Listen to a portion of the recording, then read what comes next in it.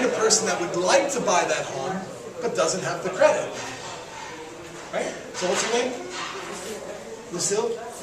Cecilia? Oh, like, that's where my mom's from, Sicily. All right, so Cecilia, all right, she wants to buy the home, but she doesn't have the cash or credit and doesn't know that she could buy it.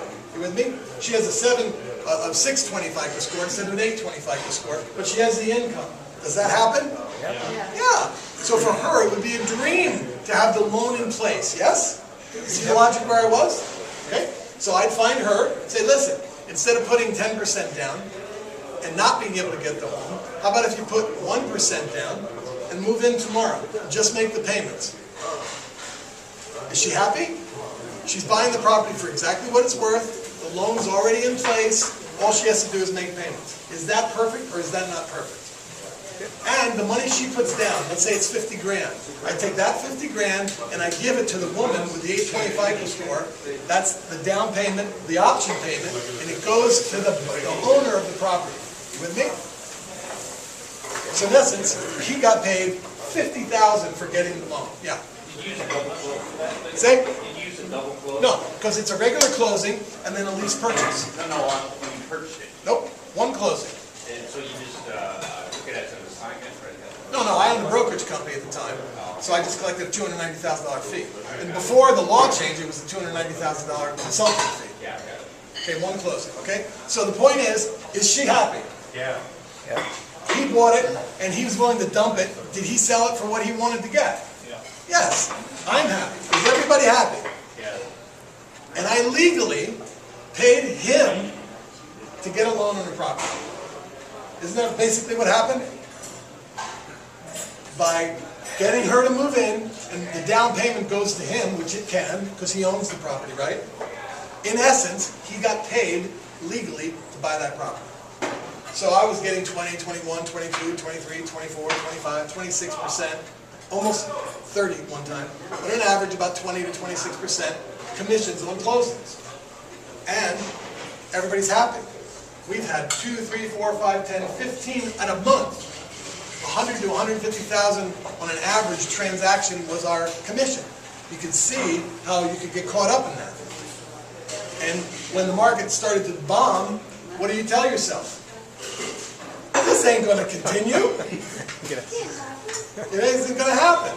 Well, I had $2 million in cash in my safe, and I had maybe about half a dozen clients that did a lot of business with me. So I started to take that money and to make their payments.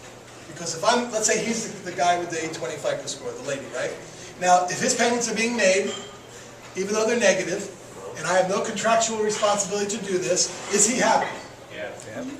And if he can still get another loan, and his payments are being made, will he do it? Yeah. Absolutely. And is it worth more to me for him to buy another property and to make $250,000 or to make up the negative cash flow on a monthly basis? It's worth it, right? Until you run out of money. And then you run out of money, and then what does he say? No, he doesn't just say that. It says a lot of bad words. He says a lot of bad words. And since he has no recourse against me, because I have no responsibility, ethically, morally, or contractually to him, I'm doing it as a favor, what does he do when he has no place to go? Oh, he didn't come to me. He goes to the FBI. Because when I was 29, basically, I was doing real estate deals, the market tanked, and clients said that I ripped them off. I stole their money. And what happens? I got falsely arrested. It took 1.5 years to get thrown out. 20 years later, the market in 2008 crashes. And what do clients do that paid a lot of money? They're going to go right back to it. And that's what they did. But they didn't even arrest me this time because why? Everything's contractual. Everything's in writing. Everything's legal. But you got 2, 3, 4, 5, 10 people like this that are pissed off. What's going to happen?